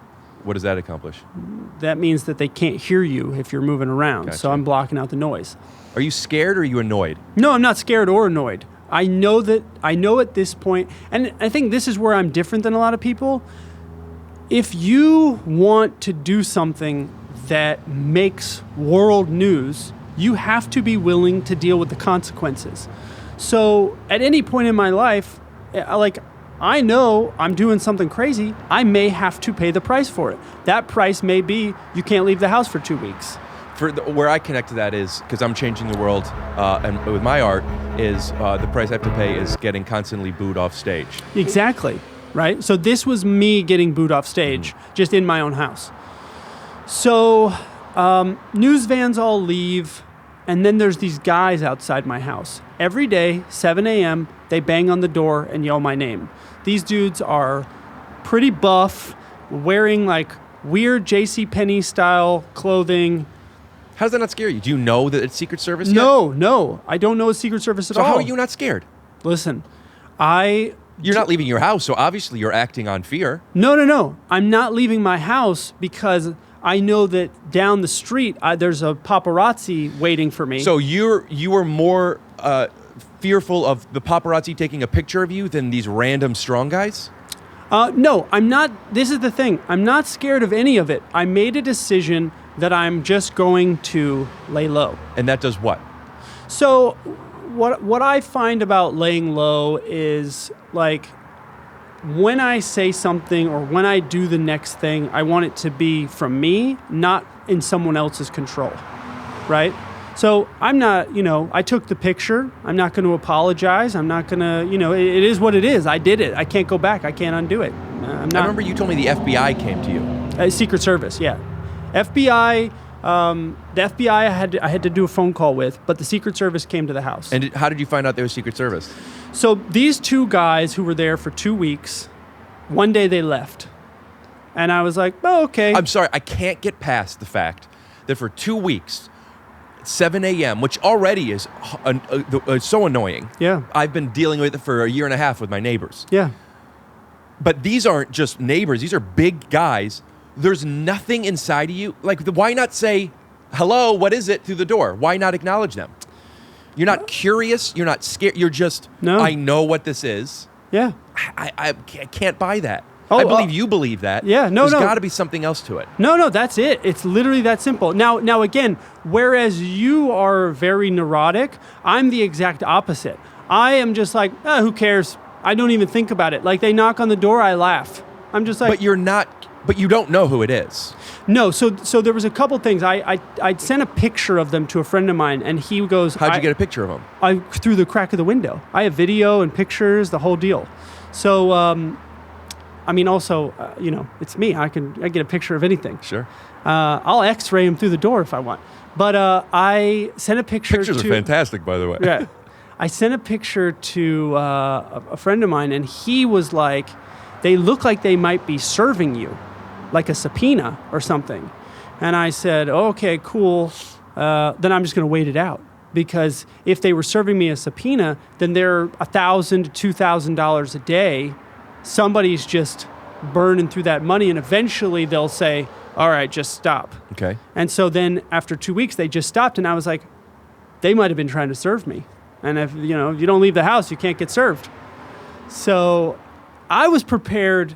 Like, I'm crazy. Like, I was just like, I'll stay in this house for 2 months if I have to. I mean, obviously now after the pandemic, that doesn't seem crazy, but right. But I was like, yeah, I'll just lock it in. I don't got to go anywhere. I don't got to do anything. And how'd you find out a Secret Service? Because I want to move on past the story. Yeah. But I want to hear this. So they leave. I wait a day. No one's there. I go out, and I finally walk around the block. Now, for anybody who doesn't know, Rick and I live in one of the best walking blocks in Los Angeles, right? Great walks. So we would always run into each other walking. So I'm like, oh, thank God. I'm going to go out. I'm going to go on a walk. So I start to do my walk. And as Rick does, I walk and I talk on the phone. So I'm on the phone with a friend of mine, and I come back around, my block, and there are 6 SUVs. And now these people are not dressed in plain clothes. They're in suits. They're real deal. And I'm like, on the phone with my friend, I go, okay, either the FBI or the Secret Service is literally standing on my lawn right now. Your pieces and stuff, they look like what you see in movies? Yes, exactly. The pin, the whole deal. What pin? The American flag? Yeah. And so I'm like, what do I do? And my friend goes, run for it. And I go, you can't run for it. I go, I'm going in, I'll call you back. So I just walk right up to him, and I go, how you guys doing? And they're like, great, we need to speak with you if that's okay. And I said, sure, would you like to come in? And they're like, yeah, that'd be awesome. So I said, all right. So I said, there's How many people do you let in? I let 2 in. I said, there's not really Same enough 2 room. guys? It was the woman who was like, I think she's like the deputy director or something. I don't know what her title was, but her and another guy. Those 2 guys weren't there. Okay. They come in, we sit down, they have a dossier on me. Apparently I was on a no-fly list. They have like a whole book of all my work. They ask me tons of questions about every photo. They had done so much research on me. Flattering. They knew everything. And, the woman was like, she was very nice. She was super sweet. I had a great conversation with her. I actually really liked her. We've, Dated for a few months. we dated. I mean, we're married now. No, but she was just super nice. She was very disarming. When they sat down, I said, would you guys like some lemonade or can I get you some ice cream? And that they laughed. And I was just like, okay, cool. Like these are, they're personable. And they said, listen, we are not here at the direction of the president. We are an independent agency that has to, check all threats, even if they seem crazy. And I said, great. So ask me anything you want and I'll tell you the truth. And so we had a 3 or 4 hour conversation. They were super nice. And whereas I think some people would be nervous in that situation, again, why didn't you do that 2 weeks earlier? I didn't know that they were the Secret Service. It was very different. And again, you got to understand, there were a lot more random people outside the house. So, and obviously if I had known that they were Secret Service, of course I would have. But you didn't know they were Secret Service when you walked up to them. No, I didn't, but... The suits made it seem more... Here's the thing. There were 2 options that were going to happen. Either they were going to put a bag over my head and take me to Guantanamo, which I didn't think very likely, or they were government agents who wanted to talk to me. So the suits and the SUVs changed the whole thing. And I said to the woman, I go, who are those guys? And she goes, oh, those were our guys. I said, why were they in plain clothes? And she goes, we didn't want them to seem threatening. I go... A suit is less threatening. Yeah. I go, the suit is way less threatening. I have a few more things I want to get into with you. Yes. So I want to close this story up with my last question of, is there something that happens with you and Kathy and that picture and who owns that picture? So, basically any photographer that takes the picture owns the picture. That's just the way the law works. So I own the picture. But... I think in the beginning, one of the first things I said to Kathy, day one when it happened, when she had gotten fired from Squatty Potty or CNN or whatever her brand deals was, is I said, you need to sit down and you need to watch the Dixie Chicks documentary. And she was like, I think it was called Not Ready to Make Nice. And she was obviously very upset. It was a very crazy time. And I said, if you do this right, this will be a documentary, which she made it into. This will be a part of your legacy, which it is. And you will be bigger than you ever would have been before.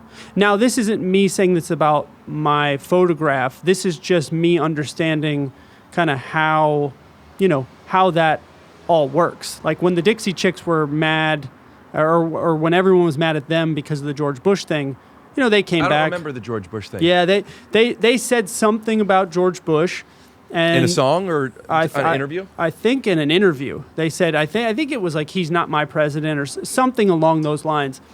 Amazing that being controversy today. Oh, and man, just people were burning the CDs and it was just, they were done. And then it took them 2 years to come back. And, look, I'm very happy for Kathy because... she's sold out Carnegie Hall 2 nights in a row. I mean, she's done things now that I don't know that any female comedian's ever done. And she had a sold out tour. And I mean, I think the only thing is she doesn't host the New Year's thing.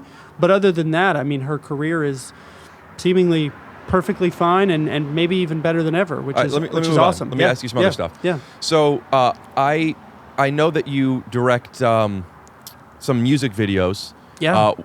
Two of which I think now, Charlotte Lawrence. Yes. And Charlotte Lawrence, obviously, is a big up-and-coming musical artist. Her dad is my old boss, Bill Lawrence. He was on an episode of Take Your Shoes Off. Yep. And, people that know me know I love this saying, even though I never know when to use it, but this might be a good time. Small world. Because my boss on my TV show, you do photography with his wife, you've directed his daughter. It's just all together. Yeah. And what's the music video I saw? I saw her post a clip of something on a staircase that looked cool. Slow motion. But I haven't seen that one yet. What was the name of the song of the one I did see? God Must Be Doing Yes. Cocaine. Awesome. Oh, thank you. Awesome. Thank you. And it's like, you have a lot of accomplishments. I like your work, and I've never seen anything you directed. And I saw that, and it's like, oh, this is a really it's really a good music video. Oh, thank you. And it's cool. It's cool to see your friends do stuff, and it's interesting to see. I've never seen that side of you, and it's like, oh, this is an artistic, awesome music video. So I want to talk about that, but before I do, I feel like I got to plug my friend and alum of TYSO. By the time this episode comes out, Bill's new show, Ted Lasso, just came out on Apple TV. It's Jason Sudeikis years ago made this silly commercial during some football or Super Bowl. Was it the Super Bowl? I think so. And pardon me,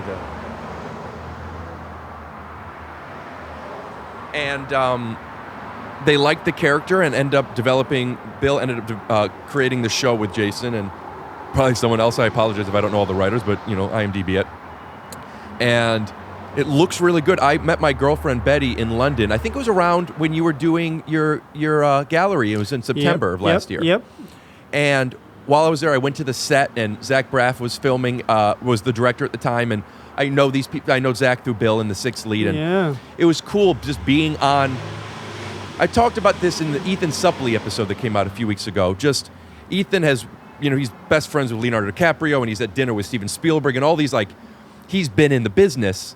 I don't have that at all, but I have my little taste of. I talked to him about when I was on set filming something at CBS. I went to another stage to visit a friend, and I know the director, and I know the PA, and I know other actors. And it's like, oh, I feel this. It's cool feeling like I belong here. It was like a cool vibe. Anyway, when I go to the set there, I know the director, I know the creator, I know the actor, and I'm seeing other people on set, and I'm not working on it at all, but I didn't feel like, oh, I'm at Universal Studios on tour. I felt like there was just something cool that I felt, the sense of confidence of, I know what's going on. I don't feel the need of could I get a line? Or, there was it was just, I'm watching my friends work, and I love that.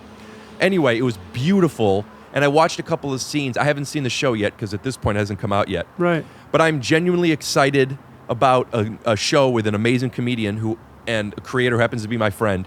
And I want to plug it, so I don't know if I'm allowed to show a trailer because of YouTube practices. I'll figure it out, but if not, I'll figure something out. So check out Ted Lasso on Apple TV. Hey! Three's a crowd. Hey, that's a crowd I don't mind being smack dab in the middle of, buddy. Hey, boss, check this out. How? Let's tie up some loose ends from yesterday. First concert, Kenny Rogers, right? Best concert, we got Beastie Boys at Horde Fest, 1995. You're gonna love this story. Actually, did y'all get the OJ trial over here? Ted, please. I can't just have you waltzing in here whenever you wish. What if I soft shoe in, huh? Something like that, or I can moonwalk in. Despite recent headlines, it's still a fun dance move to do. Ted. Hey, you gotta see the way I see it, okay? Everybody in this building, part of the team, part of AFC Richmond. Team's got a bond, all right? I mean, heck, Higgins and I are having lunch today. Oh, yes. We're having salads in my office. All right, catch you later, boss. Higgins, see you at lunch, huh? See you later. Oh! Yes. Yes. And we're back. So check out Ted Lasso. So how did you know Charlotte? Is it through the family, or do you have your own relationship with her? No, so I met Charlotte through Jonathan Morgan Haidt, who was the little kid in Bedtime Story, who used to be my next door neighbor. And so Jonathan, he was in a bunch of Adam Sandler movies. He was literally my next door neighbor when I lived on Beechwood. And, I've been friends with his family and him, whatever, and he's obviously a grown up now. And years and years ago, he said, there's this girl named Charlotte Lawrence. You've got to shoot her. She's amazing. This is before she's a musician. Yeah, so she was probably 15, something like that. So she came, I photographed her, and then I became friends with Krista, who is an amazing photographer. Yeah, Krista Miller's her mom, Bill's wife, who's also Drew Carey Show, Scrubs, Cougar Town. Interesting piece of trivia. As successful as Bill is, which he's created all the TV shows and they just do very well. Krista, on 3 different shows with no breaks in between, she was a series lead on series regular on, I think they were all network shows, but 3 different shows, I think for 20 or 25 years in a row.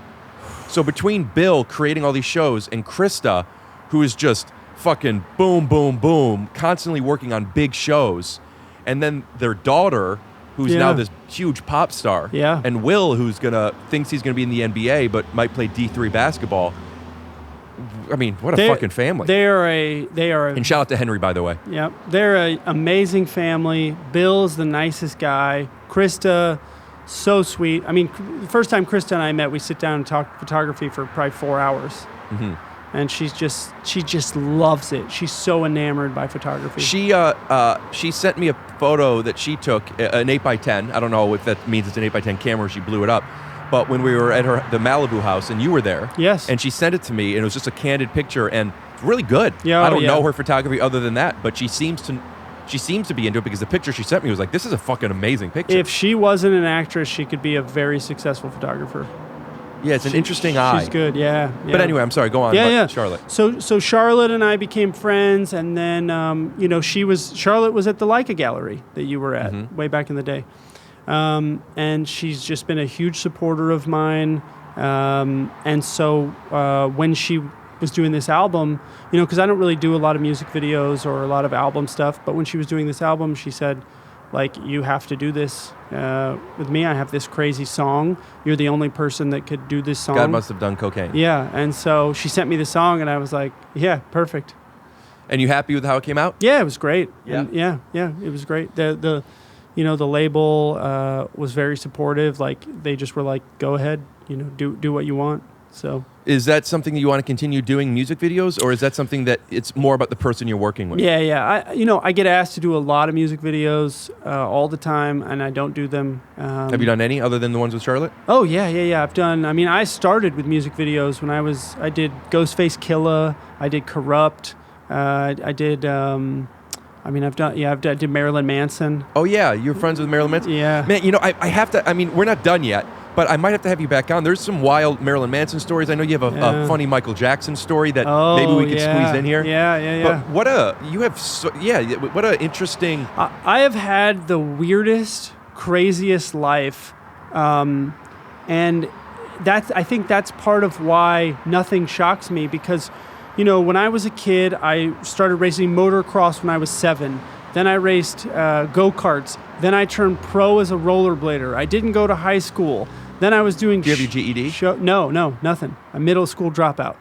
Sounds like a name of a cover band of Kanye West. The middle school dropouts. We should start a band, Rick, you and me. The podcast is a lot of work. Okay, fine. I'll do a guest spot. Oh, good. Yeah, we need you. Like, so many crazy things have happened. Like, I have the most unconventional life. So I just always like, yeah, this is what happens, Will you tell the Michael Jackson story? Yeah. So I've never told this publicly in any way. So I'm doing a show at Universal in Orlando. What kind of show? So it's a skating show. It's a big kind of performance. There's pyrotechnics, and it's all choreographed, like backflips and this and that. We're doing all. Was it with Shaun White or someone like? Wasn't it with somebody? No, Shaun White wasn't there. But there were other pros. There were skateboarders, BMX, rollerbladers. It was a whole. I must thing. be mixing stuff. I remember you did stuff with Tony Hawk. Yeah. I was when I first show I ever did with Tony Hawk. I was 12 years old. Kind of looked like Tony Hawk. That's awesome. You ever get that? No, I never heard that. Well, check this out. Yeah. I mean, yeah. Wow, I see it. Yeah. Nice guy though. So, okay, where were we? You're doing shows in Orlando. There we go. Thank you. Skating, choreographed, pyro. So, we do this show. Now, the amphitheater is a 5,000 person amphitheater. You're a teenager, yes? Oh, yeah. I'm 15, maybe 16. So normally the amphitheater is full of people, and they're screaming, and it's crazy, and it's, a lot of energy. And so we go out, we're doing the show, and there's literally 10 people, maybe 20 people tops, in the middle of the amphitheater. And they're just in a little square in the middle of the amphitheater. And we're all doing the show like, what? Like, what is this? Where are all the people? So we do the show full out. At the end of the show... That doesn't make sense to me. They shut down the whole thing. Did you only do one performance? So we did 6 performances a day.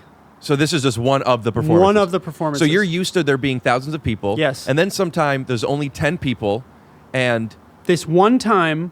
There's 10 people. And you're not given any explanation. No explanation. And you don't know who the people are. Nothing. And you are, even at 16, not curious, or you just, okay, Nope. whatever. This is my whole life. Not curious, just whatever. You tell me I got to jump up the balcony? Listen, if we're being honest, I brought a Gatorade bottle and peed in my car before I came up here so I didn't have to use your bathroom because I respect crazy. My man. I'm not even kidding. So... the name of this, if I titled podcasts and I don't, this would be... Tyler Shields, I Ain't Scared of Crazy. Perfect. So we finish the show. We all go in the back, in the green room, and we're all like, what was that? Like, we were just thinking maybe they didn't let people in, or maybe nobody was in the park, whatever. So this woman from Universal, or whoever kind of was our stage manager, comes up to us and goes, so you guys just did a performance for Michael Jackson. And I'm like... Okay, and they go, and I was kind of like one of the main person in the show. Whatever. Is this 90s, early 2000s? This would have been 99, maybe. Okay. I don't hold me to that. It would have been either 99, 2000, somewhere in there. And so I go, that was Michael Jackson? And they're like, yeah. I'm like, oh, that's so funny. And so they're like, he wants to meet you. And I said, me? And they're like, yeah. And I go, okay, cool, I'll meet him. So I walk out the back. He goes, I thought you were 60. Yeah. He thought, yeah. Huge fan. Thought you were 60. So I go out the back. I'm standing there, and the entourage comes up. And the best way to describe it is they come up, and the bodyguards open like this, right? So there's like a little thing that opens, and Michael Jackson's standing in the middle. And I'm just standing there. I'm a kid. Obviously, I'm a huge Michael Jackson fan, as most people are, but I'm not really like a fan of anything. So I'm just like, I'm meeting a person. What does that mean? You're a huge fan, but you're not a fan of anything? I'm a fan of his music, but I'm not going to be like, oh my God. I'm just like in my mind, I'm like, are we going to sit down and eat chicken fingers? Like, what are we going to talk about, right? Probably. Right. So the thing opens, and I go, hey. And he's like tiny. He's got like a hat on, sunglasses, and the whole thing. And he goes, hi. And the little group of people just goes. And I'm like... They close, yeah. And I go, okay. And they leave. He literally wanted to say hi. They said, he wants to say hi to you. So he said hi. So he leaves, and I'm like... Oh, maybe I didn't, maybe I was supposed to, bow or, right. I don't know. Maybe I had shoes on. Maybe I offended him. Maybe he's like, Rick, I didn't know you at the time, but, my astral projection of Rick. And the woman from his team comes over and is like, oh, my God, that was perfect. He loved meeting you. Thank you so much. So strange. And I was like, oh, okay. Are you sure it wasn't just some rich weirdo that was dressed up and they bought the place out? It looked like Michael. You saw enough of him. It was 100% Michael Jackson. And yeah, no, it was not a rich weirdo. It was 100% Michael Jackson. Is that the most famous person? I mean, obviously it is. He's one of the most famous people to ever exist. But is that the most when you go up and Lindsay Lohan wants to take pictures with you, it's like, oh, okay, and there's Bruce Willis, and obviously it's lost its novelty at a certain point of this culture of celebrity. Sure. So there's a combination of you're younger and not as experienced, but also that's the I mean, he's the pinnacle, right? But that does it's didn't faze me at all. And I was a kid. And, it's like, I think... Were you excited to tell people? Because you said you've never told it publicly. Is that like I met Michael Jackson? No, I forget. I never tell the story. It's not even... It's like, there's so many crazy things that have happened to me. That's way down on the list. Because it's like, I have crazy stories with Clint Eastwood or Robin Williams or where those people I've actually done things with and spent time with. That's just a really funny one because I was so young and I was a kid. So yeah, it's not even something like consciously. So I want you to tell the Rolls Royce story, but I also want to ask you my second superficial question, which is, what are on the high end what some of your pieces have sold for, and could you explain why you feel that they sell for that? So one of my highest selling pieces was $150,000 for a 60-inch print. And there's only one of them? Nope, there were 3 of them. And you sold all 3, or just one of them? Yeah, so we sold the first when I released that one. The first one sold for $15,000. And does it say one of 3 and you sign it? Yeah, I signed a certificate, so I don't actually sign the prints. And it's known from the beginning that this is a limited edition of 3. Yeah. And you picked that number. There could be 10, there could be 1. Yeah. A lot of people do like 30. Right. Some people do 100. And do you destroy the film so you can't make any more, or you just say to yourself, I won't do it? No, so we keep the film for preservation, for museums down the road, for things like that. But no, I have a very, very specific way that I do it, and I don't make more than what I say I make. And that's just on honor? People just, when they buy it, they trust? Yeah, but also, like, let's say somebody, took a picture of a print, printed their own. I use a specific paper, I use a specific printing type.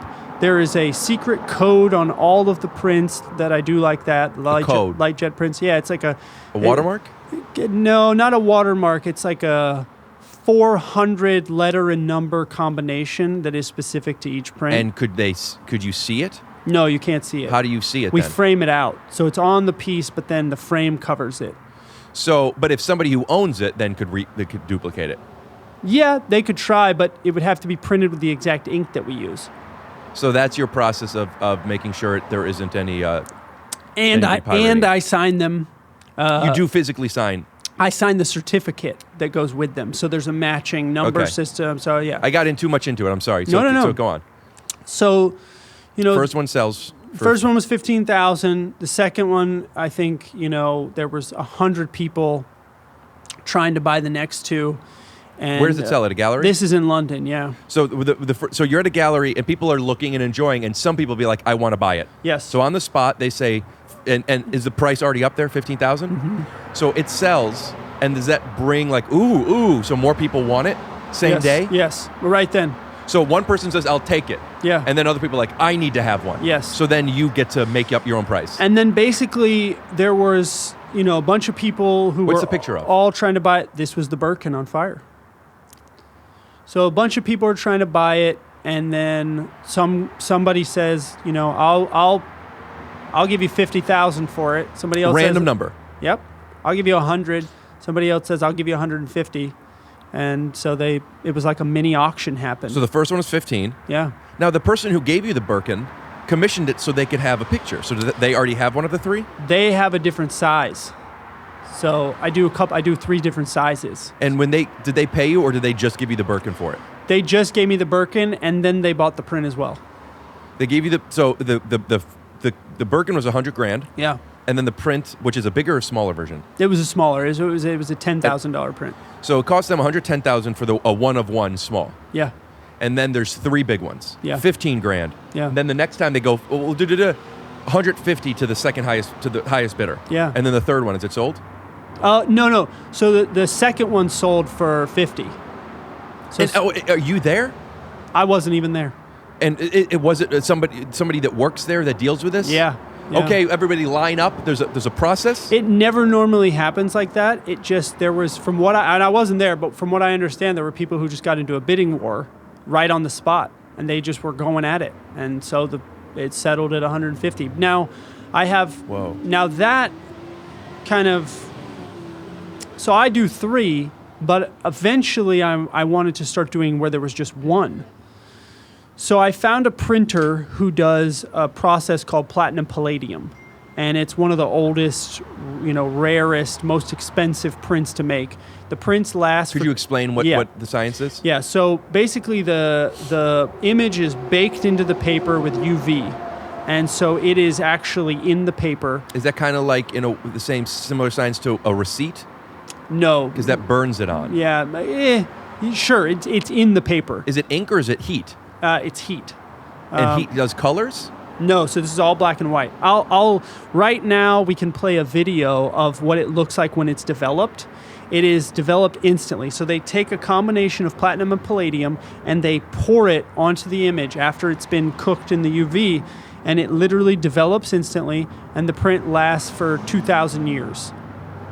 So those now I'm doing. And it's expensive to develop? Oh, yes. And other than it lasting 2,000 years, yeah, which seems to be an odd issue because as long as cameras have been around, they still work. So sure. A regular print will last a significant amount of time. Is it the prestige of it? So for me, these are museum pieces. So museums show photographs. They will put them out and then they'll take them back, and they put them out and they take them back because of the amount of time they last. They're trying to preserve them for thousands of years. Whereas these photographs can be shown all the time. And they do that because the light? Yes. So I had met these platinum palladium printers, and I said, what's the biggest you can do? And they were like, I think like 30 inches. And I said, well, I'd like to do much bigger. So we spent, I think it was 9 months, built a custom room, developed the technique, and we built some of the biggest ever made, which costs a fortune to do. If you have a picture that now that this has already been built, how much does it cost to just have it developed? So if you do the 60-inch size, it's anywhere between $12,000 and $15,000 per. Why? The resources per print, yeah. Because are you using platinum? It's actual platinum, yeah. So when we make a print, it's literally on the low side, $12,000 to $15,000 cost. Now, could you look at a print that's platinum palladium versus a very high quality thing and be like, yes. Oh, big difference. Could I? Yes. Now, you might not say, oh, wow, that's made with platinum, but you would look at it and say, there's something different about this. If you show me these two, you say one of these costs $12,000 to produce, one of them costs $100 to produce. I'm not going to tell you which is which. I'll say this is the better one. 100%. Clearer? It's not even clearer. It just has a different depth to it, right? So it creates, and they're all unique, right? Because each one comes down to how the pour is and how the chemicals Could you tell by not looking at it? Could you look at a screen? Like if I put up a picture on this, will people be able to see? Absolutely. You could put up, I could do a normal black and white print, take a picture of it, and I have the picture of the black and white, and you could put them next to each other. So I got to make sure, in case if I'm not editing this one, whoever's doing this with me, we make sure we make notes. I want to see, I'll ask you for it. I want to see the process of it. I want to see what the pictures look like, and I want to see all the other pictures that we've been talking about. I'll send those to you. Yeah, great. Okay, cool. So what's crazy was I basically shelled out a bunch of money, made this first print, made this platinum palladium, and I was like, who knows if somebody's going to buy it? Do people know what platinum palladium is? Big collectors do. People who are educated in collecting art. So, for instance, in an auction, let's say an Irving Penn Platinum Palladium would go for $200,000-$300,000. That same photograph in a normal print would go for $40,000 or $50,000. Now, Platinum Palladium?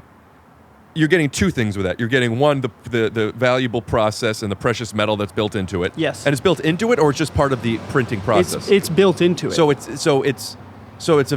It's not a fixed cost. Every time you need more of this metal. Yes. So it offers that, but it also, by design, because it's so expensive, it's probably they're always going to be a limited number. Correct.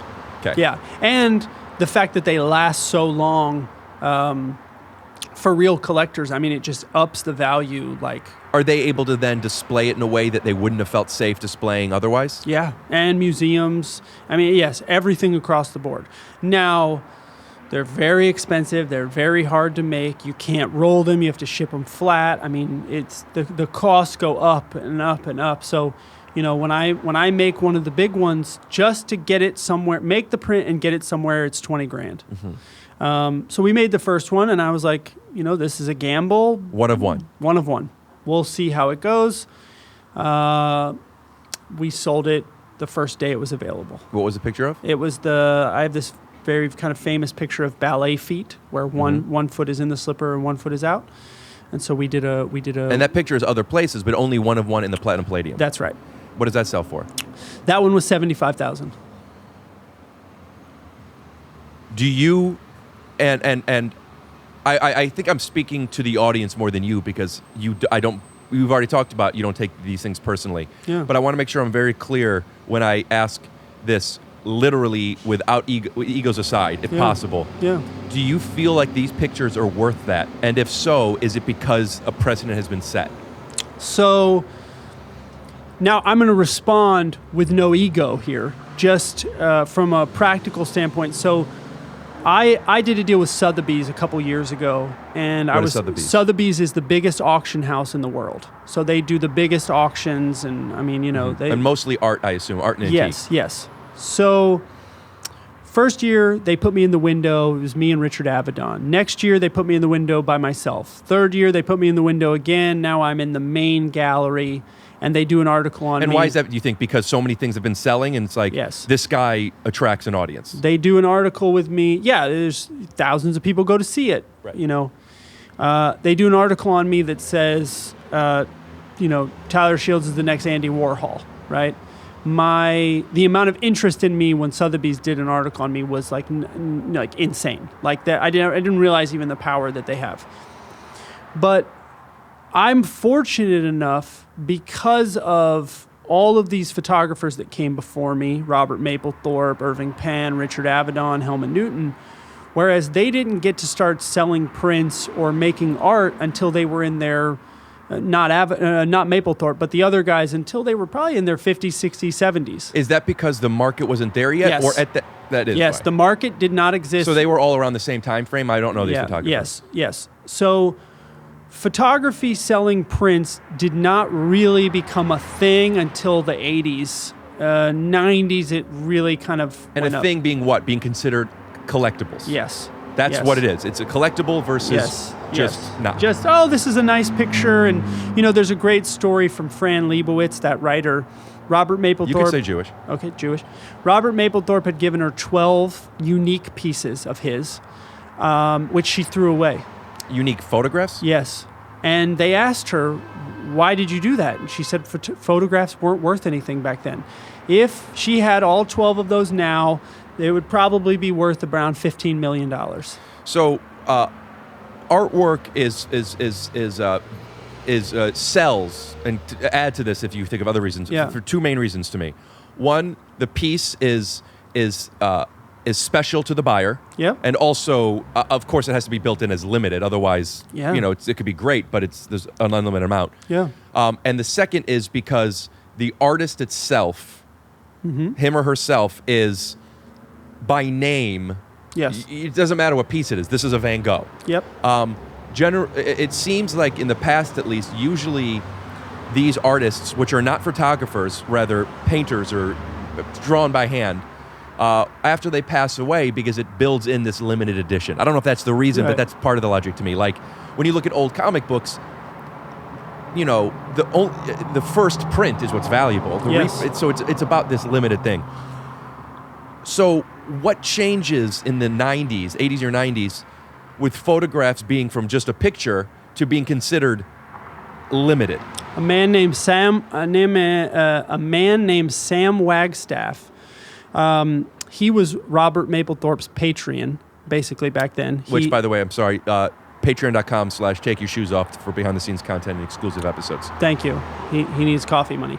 No, that's my Patreon. That's what I mean. Yeah, that's what I'm saying. That's what I'm saying. You need coffee money. These heat pads don't pay for themselves, Rich. So he basically was a wealthy collector of art, sold off his entire painting collection, and said, "I'm only going to collect photography." and started really mandating that museums hold photography collections, and photography needed to be collected. And he really kind of helped to make that a thing. Galleries started following suit. Galleries started, selling photographs. Museums started adding photographs to their collections. And to me, I think that, we're still on the tip of the iceberg as far as where that will go. I think it will only become more and more collected. I mean, every museum has a collection now, but I think we will see the prices go up. We will see more and more value on photographs. I mean, the highest selling photograph of all time is $4 million, which seems like a lot, but in terms of, there are paintings that have sold for 200. What's the photograph? It's by a guy named Andres Gursky, and it's just of a flat river. Is it platinum palladium? Nope, but it's massive. So one of the, there are valuable I'm a big Magic the Gathering collector. Yeah. And I like comic books, and I have on my wall here the first full appearance of Wolverine, Hulk 181. Yep. And people could argue it's cardboard, it's paper, but it's what's gold. It's just value for what we decide it is. Yes. The difference is, unless you're Hudson Hawk, you can't create gold. Also, so proud of myself from that reference. Shout out to remember Hudson Hawk? I don't remember the fucking what's his name? Bruce Willis. Yep. But you can't. It seems that at least I have, and the world has bought in. You can't reprint a Black Lotus. People have tried, but there are ways to test. Yes. It's like you can't print money. There are Yes. ways of doing this. It seems that from my limited to zero information, other than what you've taught me now, something about a photograph feels easier to recreate than a comic book. Am I wrong? Yes. Without your certificate. Yes. Right? So if without your certificate, because people could, the certificate itself you could recreate. I mean, people do it. You could Sure. do a signature. There are people who can perfectly redo a Picasso, but there are ways to figure out, this is not authentic. But Picasso by hand, they could recreate it? Yeah. Feels a lot harder to... It's easier to use a scanner than a paintbrush. Okay, so here's what's funny about that. I had a whole talk with Sotheby's about this a couple years ago. So there was a guy who had recreated, I think it was Rothko's, Picasso's. There's a whole story. I think there's actually a documentary on this. But he redid like 10 famous painters and made multiple paintings from them and was selling them in New York. And I think made about $20 or $30 million from doing this. And as the originals, or he was selling them as recreated? the originals. Right. And, obviously you could go right now, you could take one of my photos from my website, go to Kinko's, you could print it out. And also, I could talk to the person who owns one and find that alphanumeric password. Sure. Except for that password is different for each print. So that password So how is... can anyone validate it, or do they need you to do it? No, so we keep a record of each print, right? So let's say you buy a print from me. That alphanumeric password exists only on that print and what I have. But it seems so superficial, literally, because like, if you say, hey, I'm going to develop this, now it's real. Yeah. If I have that same, like if I actually have your film, yeah, and then I develop it, it's Yeah. not real. But that's just the behind the scenes who developed it. So the artist is the person who took the picture, not necessarily the developer. You own that comic book, right? Uh-huh. Okay, so if right now I photographed with my crazy 100 megapixel camera, that exactly how it is, and I reprinted it, does that mean yours is worth less? But the difference that I'm talking about, and I'm sure I'm looking for a better an explanation I connect with more. Yeah. The difference is I don't believe you can recreate this comic book. Yeah. And it looked like a first edition. That's The why type of you can't recreate one of my photos and it looks like the type I printed. But the person that you develop it with, yeah, that's not necessarily a proprietary developer. Like money is on a certain type of paper with a certain type of all these different codes. These things are a certain type of thing. How do you... That's exactly what mine is. It's a certain type of paper. It's a certain type of printer with a certain type of code. It's everything you just said. But if there are experts around the world that could look at a baseball card and see if it's authentic or not. Same with the prints. They know Tyler Shields' printing process, Yeah. and this is published somewhere for Yes. experts. Yes. Oh, yeah.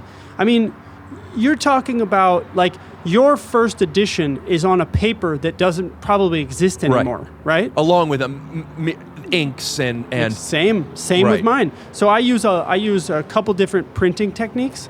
One of them is a light jet. Okay, so there are only 4 or 5 light jet printers in the whole world. There are only certain places you can get the paper from. So it's Kodak paper.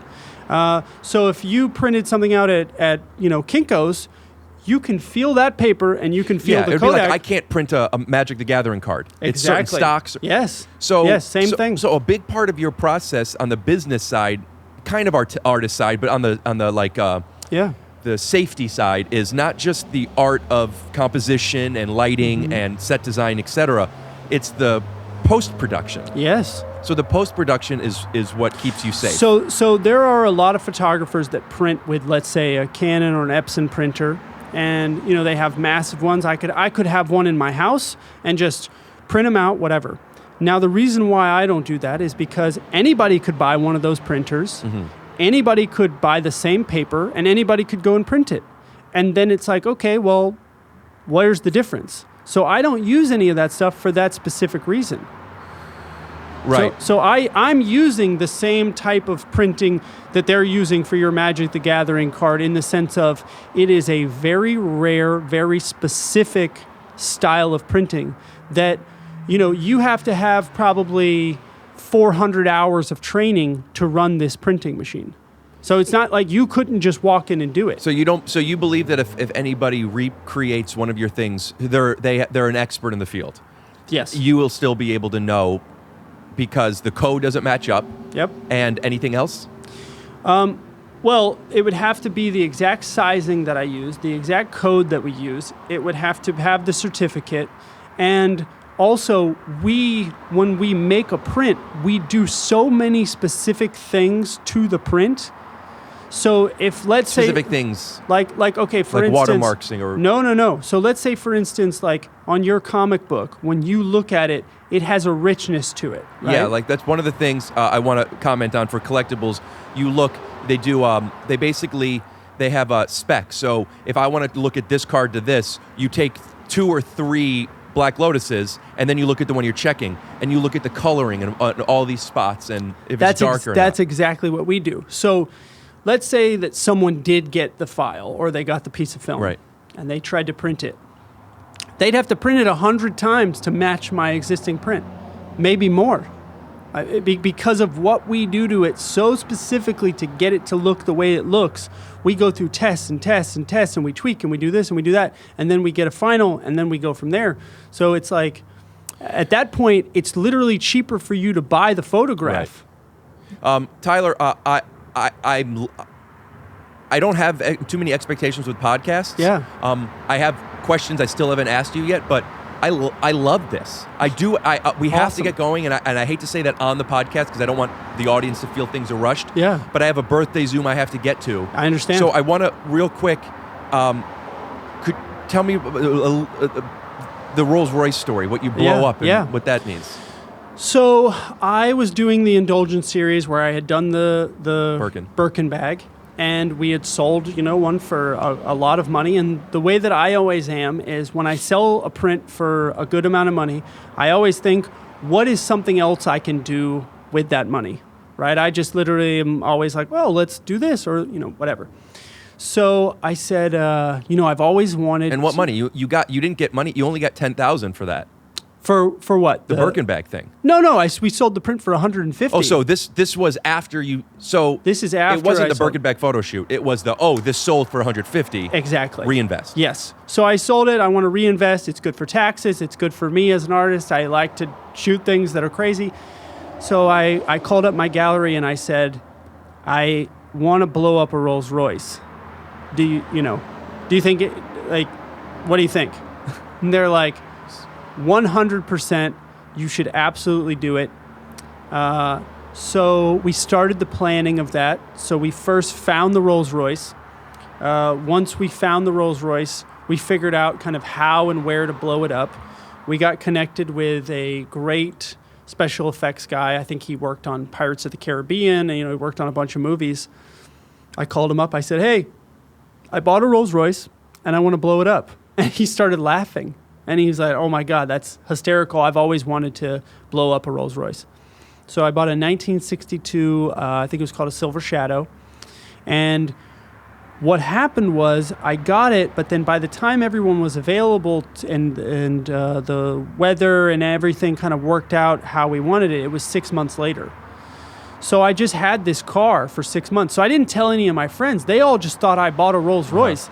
But I'm driving it around like a crazy person. I'm parking it on curbs, because I know I'm going to blow it up. So they're like, a lot of my close friends were like, because I'm not a material guy. Like, I have 500 white T-shirts and whatever. Too many, but go on. Thank you. They're all like, oh my God, like, what is he doing? Like, I'm literally just crazy with this thing. Like, I'm like, yeah, stand on the roof. Let's shoot a bunch of stuff.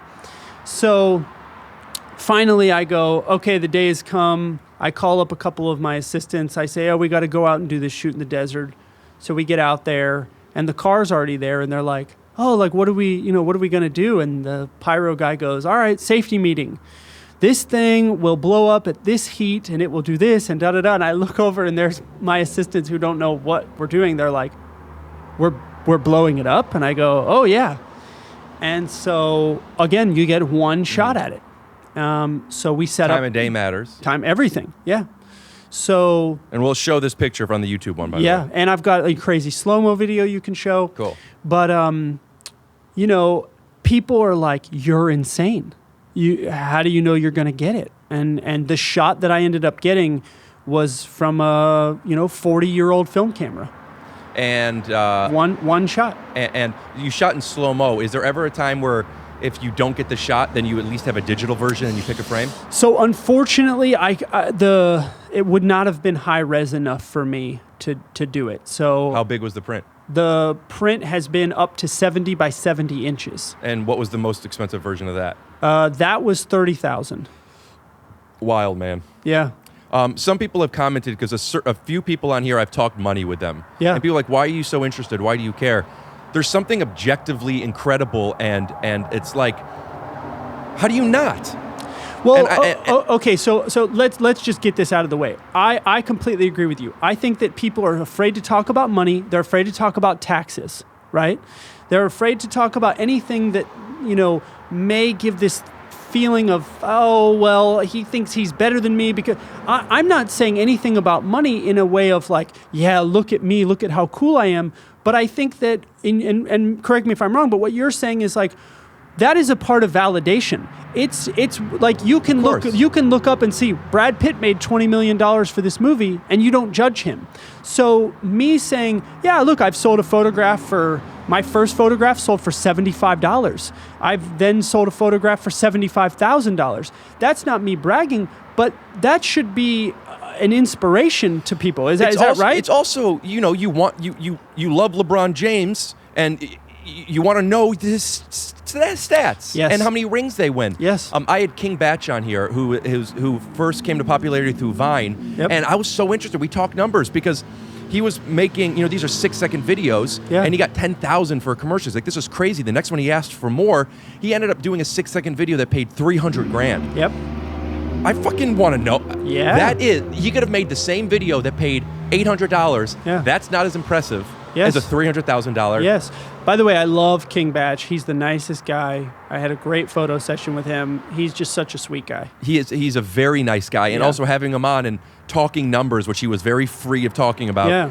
And it was very cool of like, hey, the reason I started doing these videos is because I saw I'm getting this kind of money. And he broke down the difference between what he wanted his art to be versus where his brand was thriving and trying to find that middle ground. And yeah, it's interesting when you break down little silly videos, and I mean that objectively. Sure, what we do is very silly. Sure. And figuring out the business and analytical side of it. Yeah. Again, I got to go right Great. now. I fucking love having you on. You brought some equipment that we never got into. That's right. That's okay. We'll get into that next time. I'd love to have you back. Great. And reverse the roles real quick. I got to take a Polaroid of you. Great. Yeah, let's go. How do you feel? Do you have any direction for me as far as the lighting? Listen, I'm not going to tell an artist how to do his business. You're the master. Let's go. Everybody, that's Tyler Shields. Where could we find you online? Instagram is the Tyler Shields, tylershields.com, and that's it. Dude, thank you for coming over and sharing these wild stories, man. Anytime. All right. Well, as they say in France, scoot do, bubbity blue. Scoot doo, blabbity blue.